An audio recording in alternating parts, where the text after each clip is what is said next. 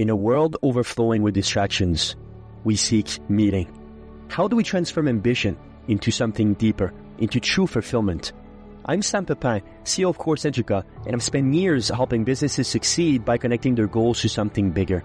On the Meaningful Podcast, we explore not just how to win in business, but how to grow as individuals. Through conversation with thought leaders, innovators, and everyday heroes, we uncover the stories that drive us towards something greater. Whether you're striving for success, seeking purpose, or just looking for the next steps in your journey, this podcast is your guide to navigating the intersection of ambition, growth, and meaning. So please join me and our incredible guests as we redefine what's possible in both business and life. Enjoy.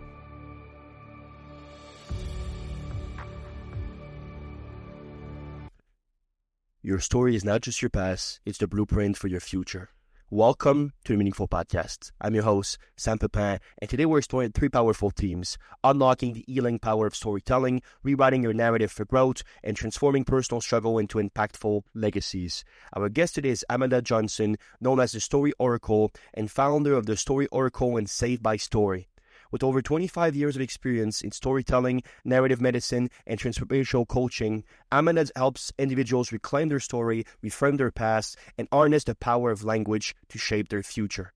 From guiding leaders and creatives to supporting those navigating personal challenges, Amanda's expertise in story literacy and emotional intelligence is a game changer for anyone seeking deeper self-understanding and connection. If you enjoyed this discussion, please let it well know with a like, a small review, or even a quick share. Your support helps more people find meaningful content just like this. Let's begin. Miss Amanda Johnson, welcome on the Meaningful Podcast. How are you doing? I'm well. I'm excited about this conversation. Well, I'm excited as well. And what you're talking about, your life story and everything surrounding it is, I think, beautifully on par with the message we're trying to convey here at the Meaningful Podcast. So we're very glad to platform you. To kick us off, please tell us more about the Story Oracle. Sure. So the Story Oracle is the name that I have earned, let's say, over the last almost 20 years of working with people as they have been working through their stories. You know, I started my career as an editor and realized that people needed support through the process of writing, or else they were going to go off on all kinds of writing and emotional rabbit trails.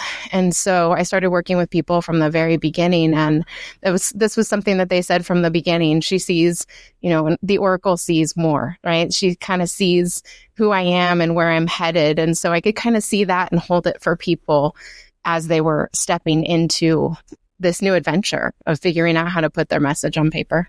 Beautiful. And it seems to me like you're doing that obviously through story literacy and writings and what you call narrative medicine, which is very interesting. Never heard it basically put in that framework. I don't come from the world of writing. What does that mean exactly? How do you describe and define narrative medicine? Yeah, so there is a technical term for it, which, you know, I'm not a therapist, so I can't say that we do narrative medicine, but I certainly found myself in the process of helping people to go through their stories and find the medicine in it, right? A lot of people came to me and said, you know, I really want to put this message into the world. I've overcome a lot and I want to help other people overcome similar challenges. Or they said something to the effect of, you know, everyone is telling me that I have to tell my story and I don't know how to do it. Can you help me? And, you know, most people had started and stopped and started and stopped and were really frustrated. And it didn't take me very long to realize that the reason why they were frustrated was because every time they opened up their manuscript, they were running into old stories and wounds and pains and traumas that you have to engage in order to make a piece of writing really engaging. In order to build trust with your audience, you have to let them know you know exactly where they're at, right? And so I realized at the very beginning that there was some medicine that was needed there. And I also figured out quite early that they already had the medicine themselves. The exact thing that had helped them to overcome the first time was also the framework or the approach or the steps that were going to help them move through the process again, but just at a deeper level, right? They had the opportunity to, and this is an important piece of narrative medicine, is that it's communal, right? It's one thing to overcome something on your own and then say, I really want to share this with the world. It's quite another thing to share the whole story in front of a group of perfect strangers and who are going to be your readers eventually, right?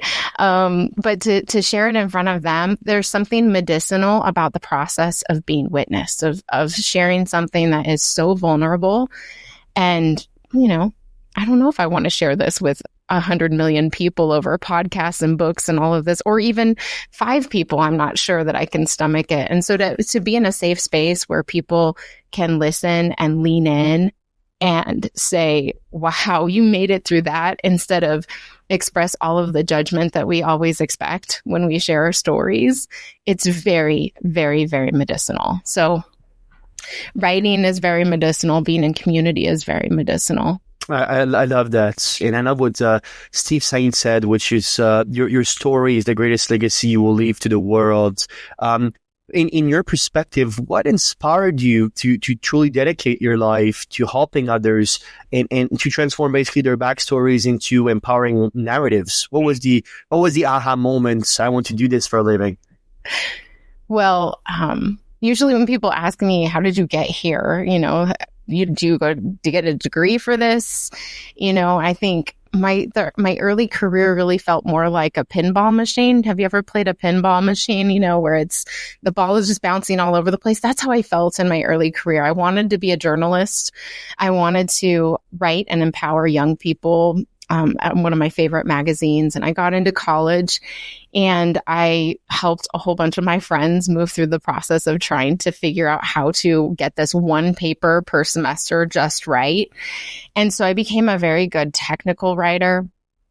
And I also learned the importance of context. I was in a classic books program and I realized author intention and context of history is everything, right? How do you study what someone is sharing ideologically without knowing where they're coming from? And so all of these things led me to think, you know, maybe I don't want to be a journalist. Maybe I want to be a teacher. I'll be a high school teacher and I'll teach young people how to think early, right? How to ask, what was this author thinking when they were writing this? And what are they trying to accomplish?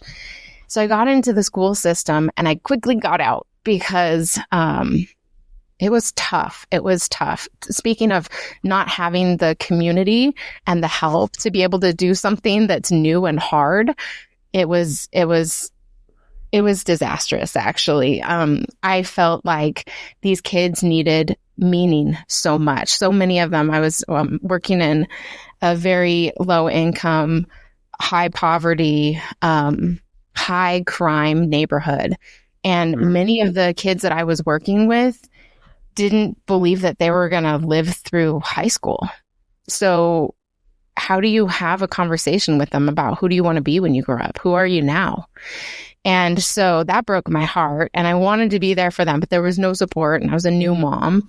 So I had the opportunity to work for a friend of the family and she became an amazing mentor. She was teaching people how to write powerfully in an online forum. And so she said, I want to show you how to do this. You can do it when your baby's sleeping. It'll be great. You know, you make some decent money. And so I got in there and I started helping people who were really, really smart people, but usually second language learners. So they were really struggling to pass basic skills tests and the essay portion of those tests. And so I was helping them and I was getting really good feedback. And one day she told me that she had written a book. And she wanted me to edit it. And so I had this opportunity to edit my mentor's book. And I was as nerve-wracked, you know, thinking, I've never been an editor before. What am I going to say? And the truth was, I still felt that way when I finished because all I could really ask her was, how does it feel to have written a book that when people finish it, they won't be the same person they were when they started it? Because it was just a transformational journey. I mean, it was so beautiful. And she said, it feels great. When are you going to write your book? And, you know, I'm 27 I kind of feel like I'm on this roller coaster trying to find meaning and purpose in my life. Marriage is in a tough spot. I have this little kid that I'm worried about damaging because I just feel totally out of control. How am I going to raise him? How am I going to feed him? All of these things. And she asked me to write a book. And I thought, now what in the world write a book about? On the outside, I looked like I had it figured out at 27, but on the inside, I really did not. And so I gave her a hug and I started to cry. And I cried about halfway home, asking myself this question that she asked me right before I left, which was, what value do you have to give to the world today? And it hurt me because I thought, I have no idea. But about halfway home, I had this memory of seeing my son, who was, I want to say he was like 2 or 3 at the time. And I'd been working so hard on his messaging, because I realized that words and messages that we get when we're young, they form us. They create our identity. They create the blueprint of the story that we live. And, all of the well-intentioned adults in my life, they gave me some messages and stories that were not very empowering. And so I was working really hard to give him only empowering messages. And one of the ones that I'd really gotten hung up on was separating his performance from his worth. So for me, I always felt, if I do a good job, if I'm a good girl, I'm going to get love. I deserve love then. And then I realized, being in my 20s, like that's a disastrous way to live your life. Feeling like you have to perform and be perfect for everyone all the time in order to be loved is not what I wanted for my kid. And so I taught him, you're always good.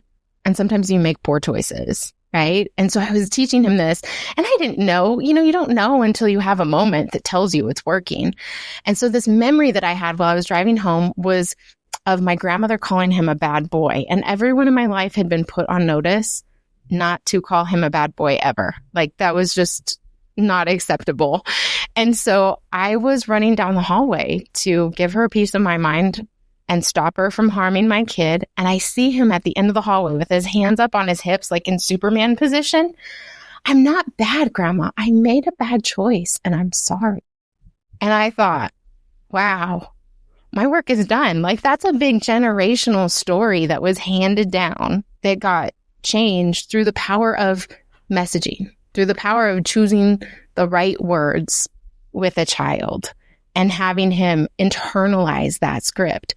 And so in that moment, I realized I do have something to give to the world. I've done something kind of amazing with my background in education and my child development and raising other kids. Like it kind of made my whole life make sense, right? It was a moment of really feeling that sense of meaning, like not just in the moment of meaning of where I wanted to go, but that everything that I had experienced up until then, including being the older sister to 2 very young siblings, all of that, the education, the child development, psychology, like it all came together in this moment where I thought, oh, this is what I'm supposed to be doing. It's almost like some bigger force, which I call my co-author, has been writing all of these things into my life so that one day I would wake up to this and be able to give it to the world in a distilled form. So that was my idea.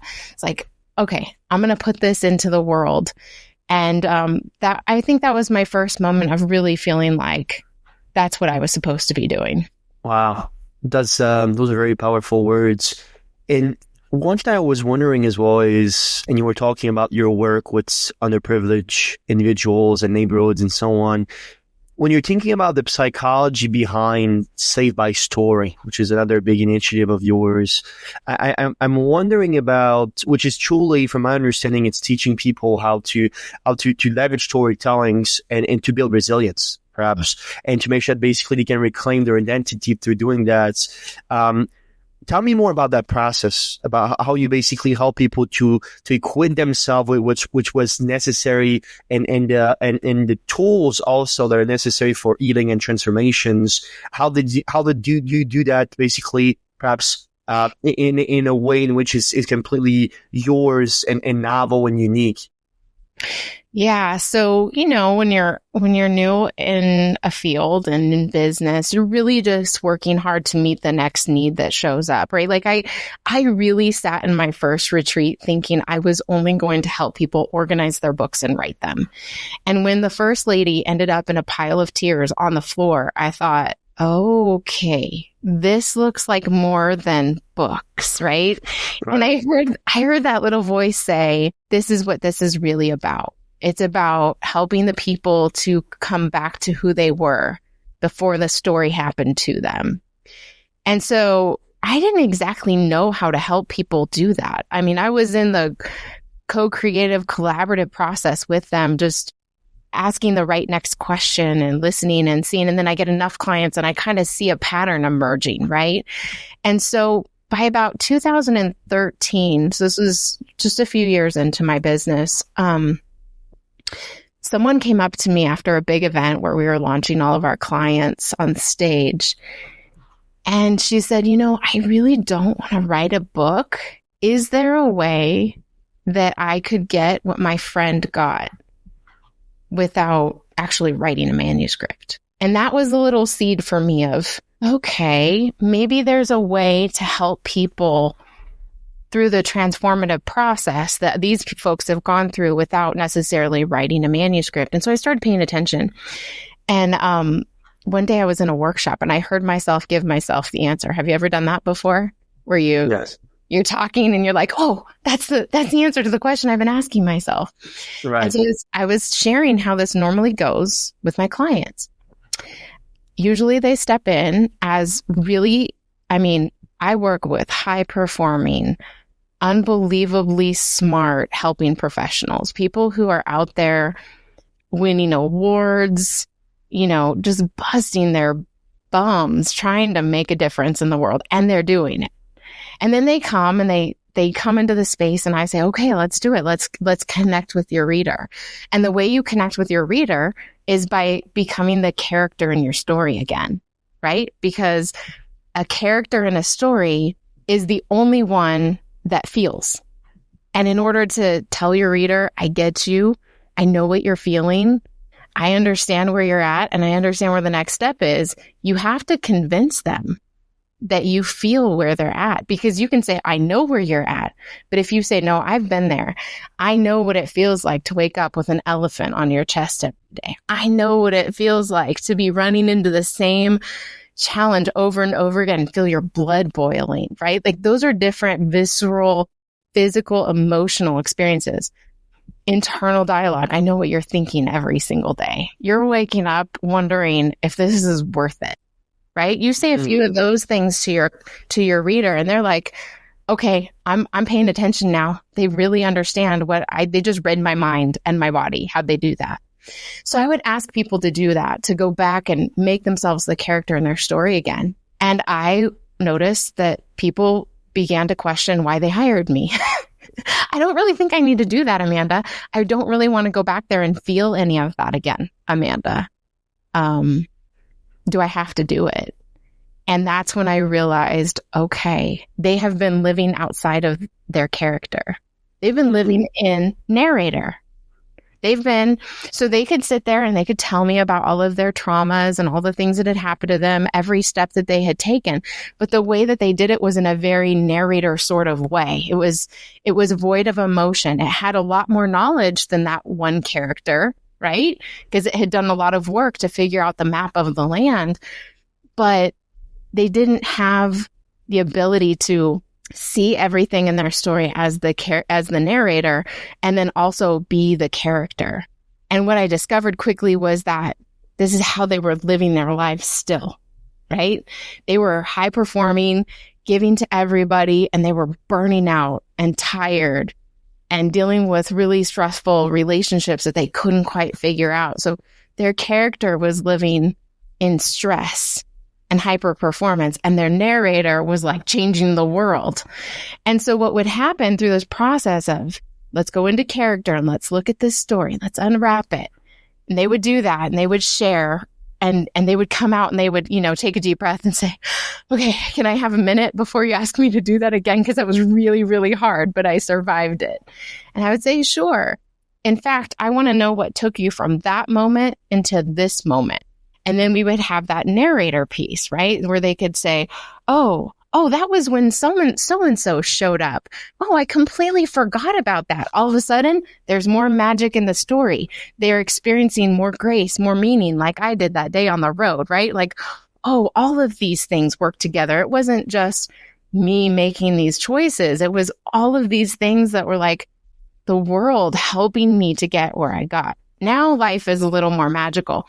So we dance between character, narrator, writing the entire book. And inevitably, and the strange thing is that this happens at almost the same point in every story, which I find fascinating. About the 60 to 70% mark of completion of their project, I get a phone call or a text and they say, so you won't believe it. You know, this thing I've been complaining about during our breakthrough sessions in my life that is keeping me from writing this book and I can't blah. And I'd say, yeah. Do you think that it's because every time something like that happens in my life, I respond like this? So that moment told me they had the ability to be both the character, this is the pain I'm in right now, and also the narrator. Oh, this is a repeating pattern here. I'm feeling it. I'm seeing it. Now I can change it. And that's when I say you can become the co-author. Those are the moments where I say, yeah, what do you want to write next? What next script are you going to experiment with and try? So I call that the character to co-author framework, because that is the process that I've seen people experience. And I also have developed different writing quests and retreats where people get to go through that experience in a more accelerated way than writing a book over the course of 9 months or a year. Right. No, do you think that's the reason why it is so effective when you're thinking about what it is to integrate basically narrative medicine into this process and just how emotional it is? You're talking about a lot of emotional baggage, right? Oh, yeah. People crying, people, and we see this over and over and over and over when you're taking a look at therapists and anyone working within the medicine basically fields. Do you think that's what separates your process from any other traditional process? And perhaps do you think that emotional bond, that you're not just going on a surface level, but also going into this very deep, entrenched relationship with the people you're working with? Do you think that's to make the difference and why it is so effective? I do. 100%. In fact, we, as of the recording of this podcast, I spent last week with a few of my clients in a little community setting. We just met up to connect and have fun and grab some video testimonials of their experience. And one of the things that I think is really important, you're talking about mental health professionals and all these helping professional people.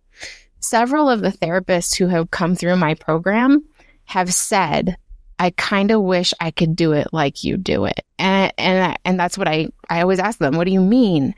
They said, well, you don't have the rules and boundaries around licensure. And there's something that is so reciprocal in the experience that it creates more opportunity for healing. Like I don't even feel like you're just a guide. I feel like you're a friend. You're someone who's on the same journey. You're just a few steps ahead of me. And that is 100% true. And the real gift, and this is something that I hope to communicate to every helping professional that I meet, is that I feel like that relationship, if we get that right, the relationship helps us just as much as it helps the people that we're helping. So I'll give you just the wildest example of this. I had clients come to me at the very beginning and I didn't realize, I thought, oh, this is a cool little book about caregiving someone and figuring out like all the things that needs to happen. And so I went through this whole process with this author and we became dear friends. And I asked a lot of questions as I was helping to edit the book. And then within a year, my own grandmother fell ill, and guess who was her caregiver? You. And so that message showed up in my life right before. Now that's a simple one, but I've had across 20 years of doing this, I know that 90% of the people who come into my space are coming with a message that I need, or they're coming with a a story that is going to just push my buttons and make me go inward myself and be with my own character and get more clear in my narrator and write a little bit more of my own story more powerfully. And so I think that's the ethos of what we're creating at Saved by Story, where people get saved by their stories. They get to save others with stories. And a lot of times they have no idea that they're helping the team members save their own stories too by sharing so vulnerably, being honest about certain parts of the process. It's just such a beautiful opportunity to do that in community. And I do think that sets us apart. I think it was Alec Krodowski that was saying just how stories are memory aids, right? It's we obviously our memory as human beings are quite impressive compared to other species, but it's still not that good, perhaps compared to technology, for example. And it's interesting to me how, since the beginning of time, we always wanted to communicate and shares, not only with our tribe but with the whole world, stories in which enables them to remember it in a way that is very, very vivid, that is super simple and straightforward. You were talking about the fact that you think that there's no coincidence either, perhaps. Every time you meet somebody, that's a chance to not only learn something from somebody else, but to learn something maybe within yourself. Does that vision of yours, that belief of yours, does that come from spirituality and this understanding of basically something above us? Or how did you came up with the conclusions of, well, perhaps there is no coincidence in life and I should use all of these things to fuel who I am and the life that I live? Such a good question. I grew up in the non-denominational Christian church. And I had a lot of felt experience of praying and seeing outcomes.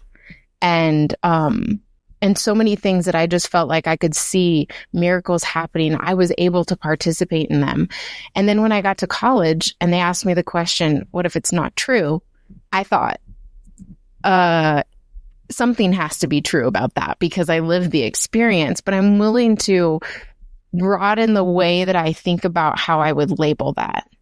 Sure. And so, working through the classics and looking at everything Western culture, Eastern culture, and really thinking through a lot of the philosophies, it always came back to, am I living it? And that was kind of the, this goodness. I want to be goodness in the flesh. I want to be love in the flesh for people. And so that was always my guiding aim. And I think that when you do that, you have the opportunity, you settle into that space where you're really looking for more meaning, right? Like maybe it's always happening to us, for a reason. And some of us just aren't awake enough to pay attention. And I feel like I had the opportunity to wake up really early and just pay attention to all of the synchronicity. And I think after 20 years of helping people to look back through their stories, I would say that it's very likely that that's a universal experience because I've watched them, look, like I said, oh, I forgot how that person came into my life at that moment. And this book dropped off of that shelf. And wow, it almost seems like there's been a plan afoot. Now, I have clients who are Christians. I have clients who are from all different religions. Mm-hmm. And I have some who subscribe to synchronicity and a bunch of Carl Jung's ideas about it. And the really cool thing is that it kind of doesn't matter what you believe. We're all kind of experiencing that same magic, right? Use the label that you want. But we all get the opportunity to kind of lean into those moments. In fact, one of our retreats, our story saving retreats, is called You Can't Make This Story Up, because that happens so often that is the, you can't make that up. How is it that we're in a room and all of these people have the same exact story? You can't make it up. Mm-hmm. Or this person needs this resource and this person just met someone yesterday. Like that stuff happens all the time.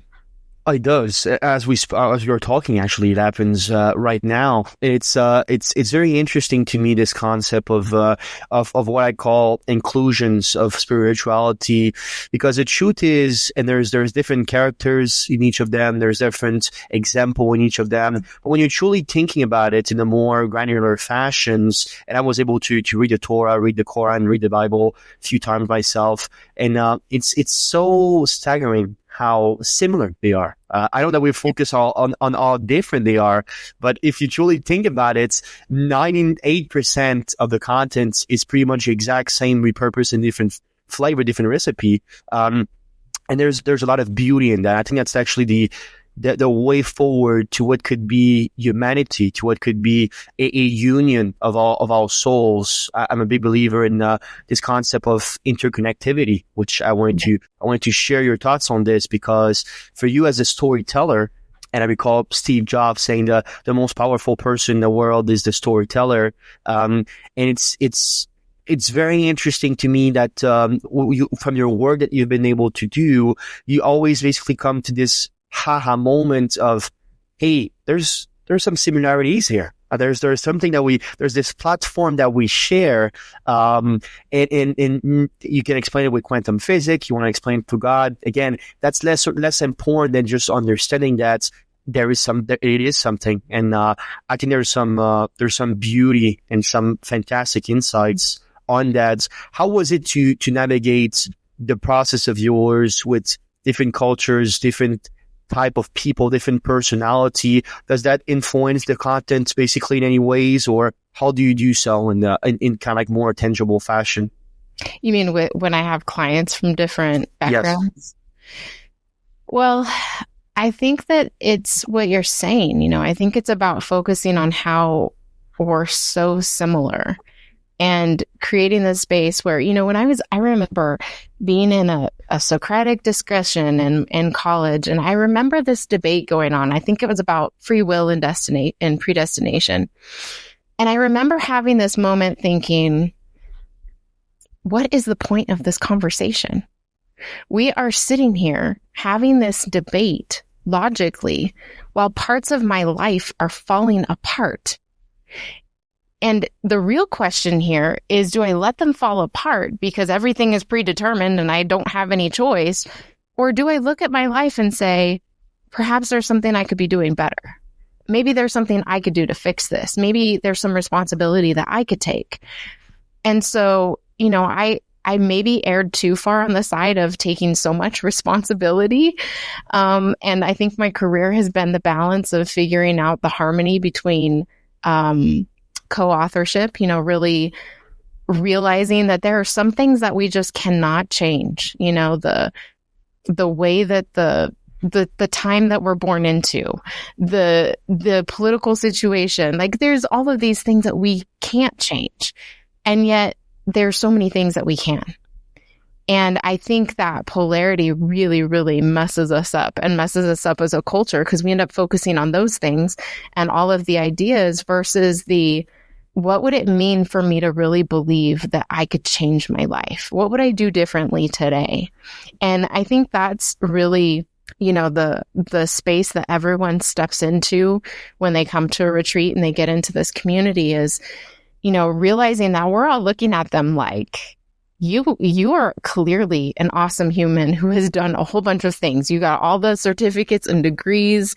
You've got all of the client cards and, these accolades. And you're here because there's more. You could be doing better, right? If it was all great, you wouldn't be stepping into this space. And so if we can hold both of those things, who you are and what your real potential is, then magic really does happen at that point. And those are the things that are more about essence than about the details of backgrounds. Now, we have had certain, moments where we've had people step in with, requests because they have certain parts of their culture and ritual that get, how do you say, in community, it's really important to be clear about their needs. And so we invite everyone to say, hey, if there is something like that, you need to be addressed in a certain way. You need to have certain time to yourself. Like, come in and let us know, but we don't necessarily adjust everything to have that be the case. We just invite everyone to speak up and take responsibility for what they need, because it's something that they're going to be doing through the process of writing too, if they decide to take that route. Right. Beautiful. Yes.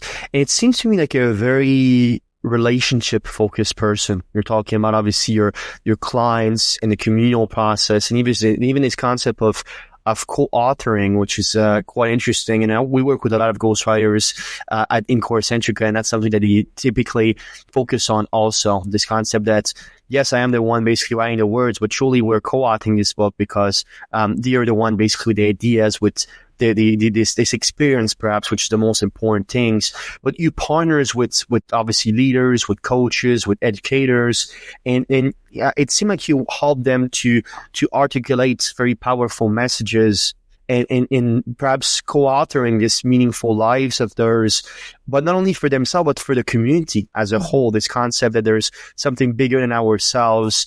I'm wondering, how can leaders harness the power of storytelling and to not only inspire, but also to connect with their team and their significant others? How are you able to see this? Is there any insight that you have to be able to become better basically with not only the way you communicate stories, but also using them in strategic fashions to create communal in your life? Yeah.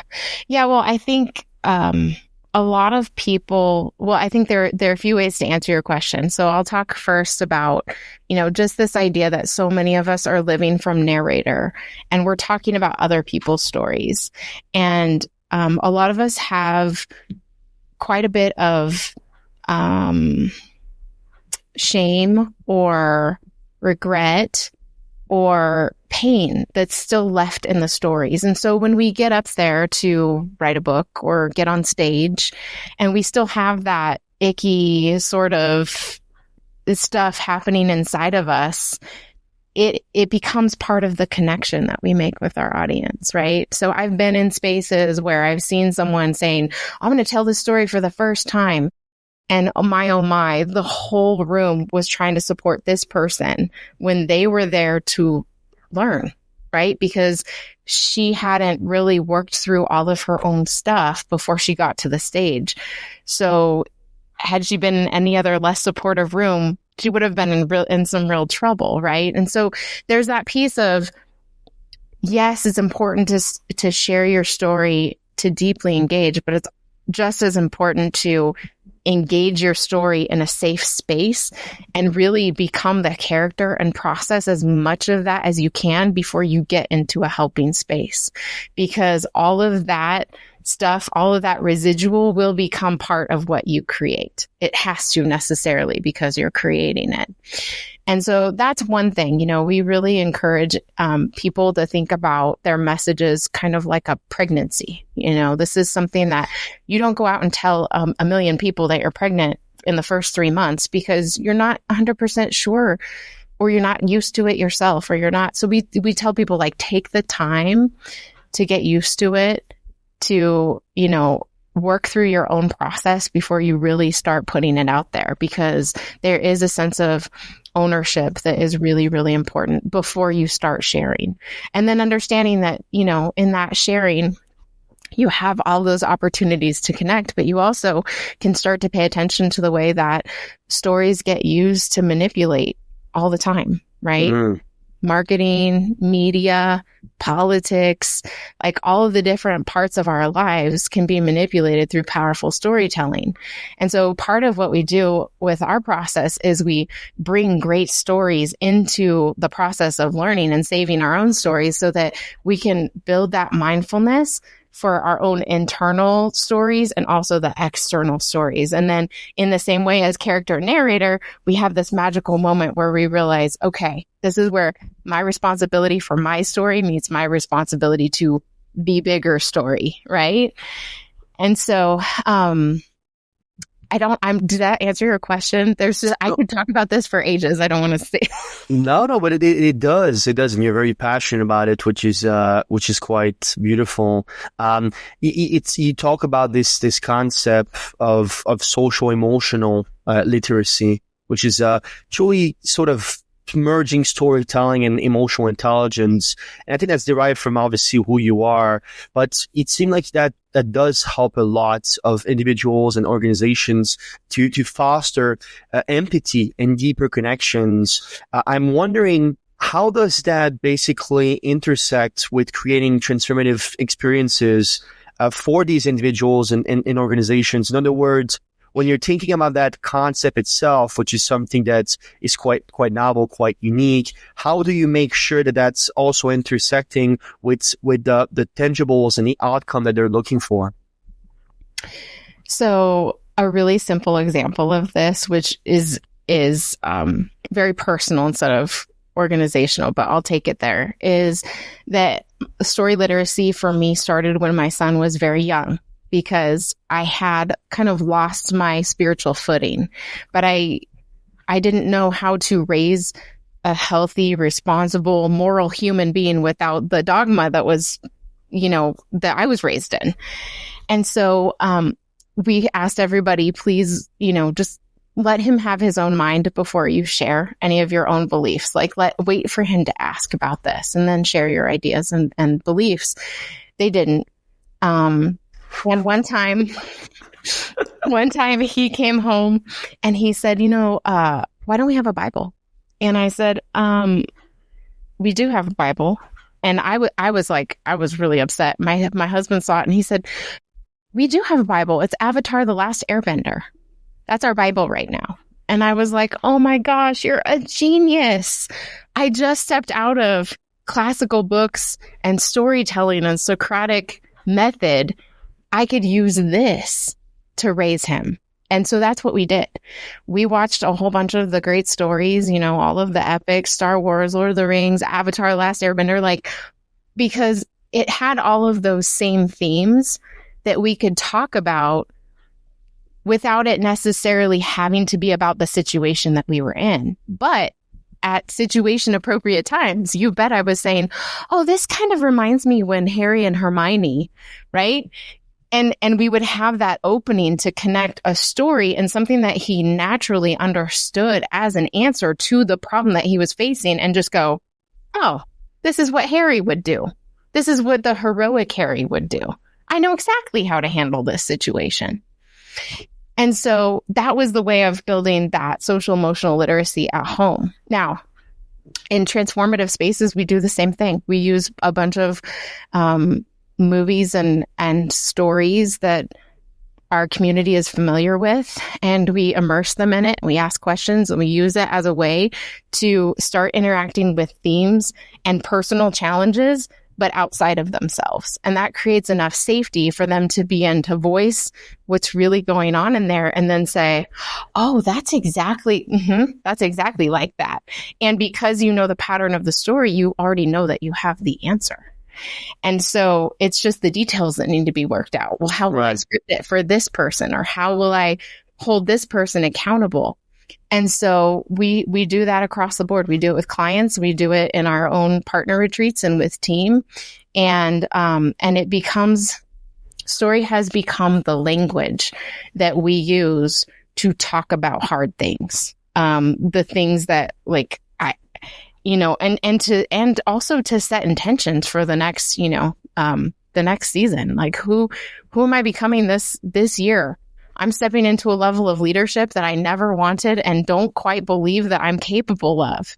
Right. And so when I'm looking at the stories that are coming into my life, synchronicity, meaning, co-authorship, I'm going, oh, okay, I need a little bit of this character's energy. And I need a little bit, I need this directness and this feistiness of this person. And I need the levity of this person. These are the two characters that I'm going to look to embody a little bit more in my personal life and when I'm interacting with team members and when I'm doing some of the things that feel, outside of my mastery right now.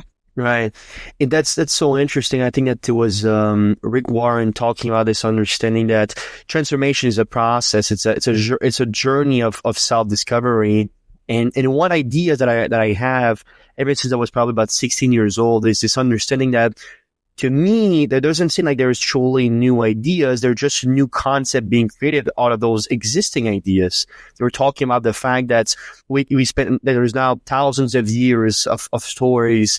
And it's very interesting because they always, the great ones at least, surface back to this idea of the same themes, but redone in a way that is quite novel. Or, oh, this is a little bit special. This is a new angle, perhaps.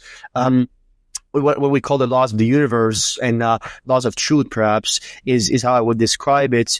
To me, that's one of the most fascinating things about life. And I'm a very avid reader. I read about 600 pages a week, and I made that very much of a daily practice for me.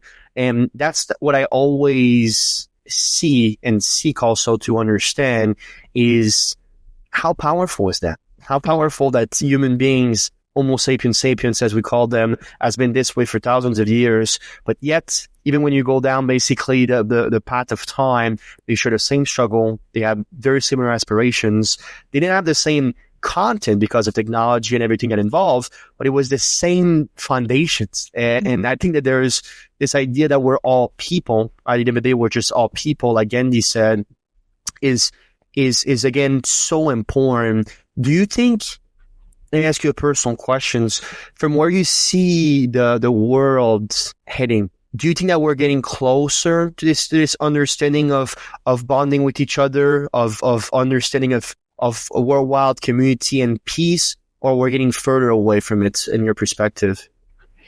So to use a story sort of trope, the darkest cave holds the treasure you seek, right? Mm-hmm. And it's the moment where you could. And I feel like we're there right now. Okay. We're at the tail end of, well, I hope it's the tail end, right? Of all of the me and you and us as them and versus them, and these people are better than these people, and these folks deserve this and these people don't. Like, I feel like that narrative is on a skipping record now, and it's starting to get that grating feeling. You know, it's like, I can't listen to that anymore because we all are kind of feeling that's not productive, right? There's something beautiful about acknowledging where people come from and their rituals and traditions, and we can learn and we can all gain.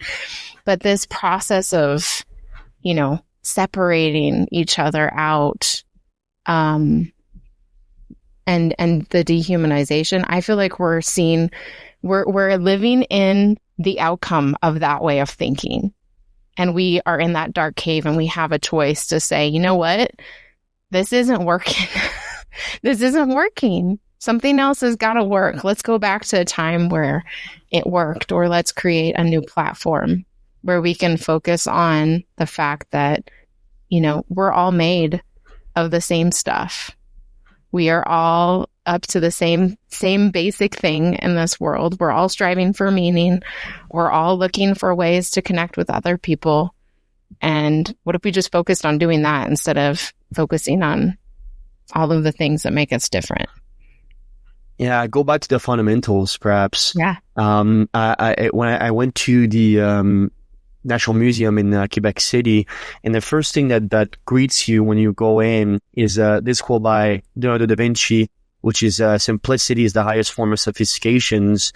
And it's very interesting to me because as we're training more and more of simplicity for sophistications, we've been seeing human beings seeing in themselves more and more as machines, as people in which ought to perform. You were saying this very cleverly, basically in this conversation. I ought to perform to be loved. I ought to perform to be worth it. Which truly, from the beginning of time, we always understood that our worth is intrinsic. Our worth is basically is basically the being that is being unfolded and that is being experienced to my lifetimes.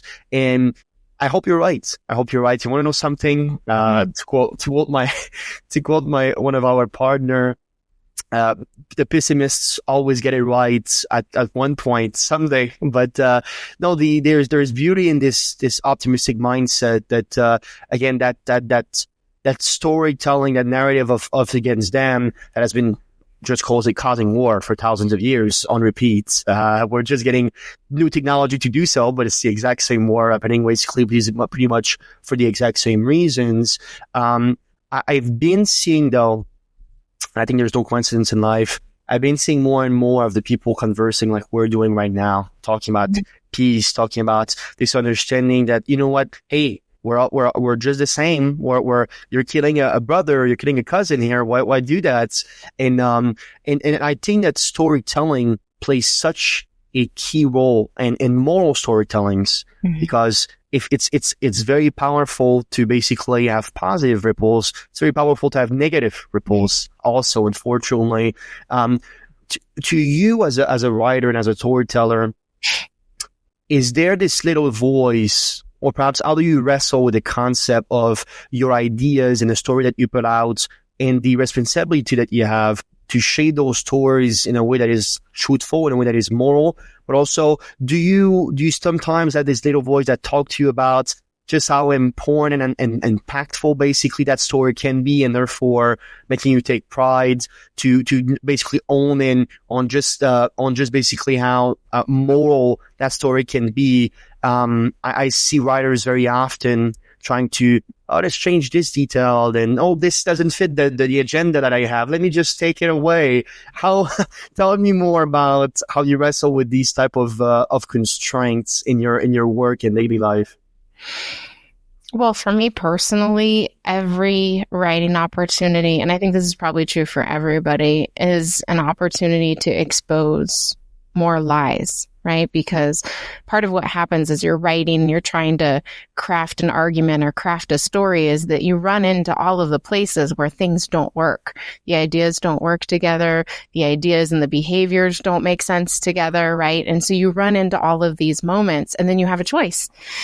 Whether you're going to make it more truthful and realize that there's something in your thinking or in your behavior, probably too, that has to die. It has to go. It's not really serving any good purpose.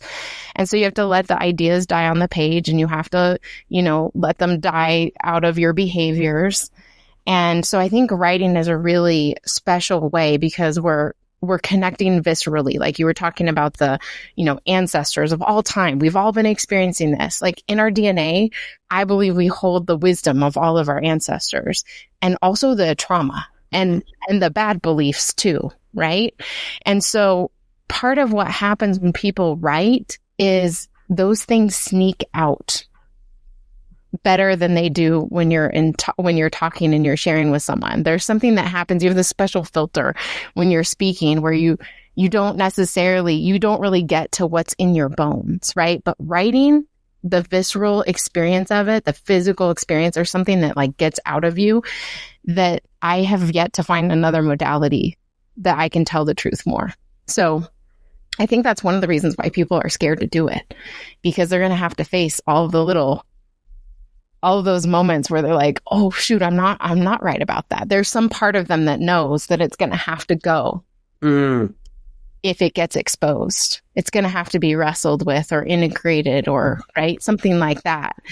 And so, so for me, I just had this conversation with my partners last week. Is I'm writing about story things. We have a story revolution that we're starting this year, and a lot of it is around this idea that there are systems and ways of thinking and formulas out there that are not healthy. They're not healthy for anyone, and they're especially not healthy for specific people who find us in this community, because they're, trying to use this formula, trying to use this system, and they're like, this doesn't work with who I am. Right. And so either who I am has to grow into to make this work. Okay, so let's work on that. Or these things should not work together. Like, you're really cool and this system sucks. So let's create a new system. Right. And so, so as I'm writing about that, one of my partners was looking at this and she goes, there are some words in here. And I was like, yeah, I've been writing this for a long time. And when I started, I was really angry. And she goes, yep, I can still see it. Let's pull out this word and let's pull out this one. And that, because it exposed all of that, but it also helped me to process. So I think it's a really valuable exercise, this writing thing, to be able to do this. And I do think it challenges our integrity at every point, because there have been a handful of people across time that have seen something in their writing, and instead of leaning in to do the work of letting that thing go or resolving it in some way, they have projected it onto somebody else, or, done something terrible and icky. And it's like, okay, well, if you're not going to own it, then this is what we're about, right? We're about owning the stuff here. And so it's really sad when that happens, but I definitely know that that's what's happening. People are running into their own lies. Oh, absolutely. And you need to be careful with that, because when you believe in them so deeply, it's very, very hard to come back from that world that you've been creating. Jordan Peterson was talking about this quite at length, about this concept of being careful about turning your lies, or perhaps what becomes your truth, into the truth. But one other concept you were talking about, which I think ties in beautifully with personal growth. My favorite basically author and writer of all time is Friedrich Nietzsche. Who's yours, by the way? Who's your favorite writer? I mean, currently it is Jordan Peterson. I haven't yet to find a thought leader like him. Mm-hmm. Oh, interesting. I didn't know that. That's interesting. Yeah. So Nietzsche, and you were talking about these concepts of, for you to be able to improve, there's some part that needs to die, obviously, theoretically speaking. And Nietzsche talked at length about this concept of the quest of life being the quest of overpowering your past self, becoming basically a new person to overpowering your past self. And to me, as I see it, as I also now acknowledge this understanding of self-actualizations and the importance of it, that's humbleness that you need to have in order to do so is so critical, is so beautiful, actually. But that precise moment of clarity towards this understanding in which there is a better self, not just theoretically speaking, but paired with the right behaviors, the right mindset, you can achieve that better self, is extremely, extremely exciting for, and it's a little bit like this video game concept, right? You work on your character and then you level up, right? You have more skill points and you put them into different things. For you personally, as you were talking about writing as in personal growth and how important it is, if that's that you never have write basically anything in the past, and what are the best tips you have to encourage individuals who may feel basically hesitant or unskilled to start writing their own story and overcome basically some of those fears for again, to enter that dark age that hold the precious, basically the most precious treasures. How do you basically get to get that idea into somebody that is very uncertain about it?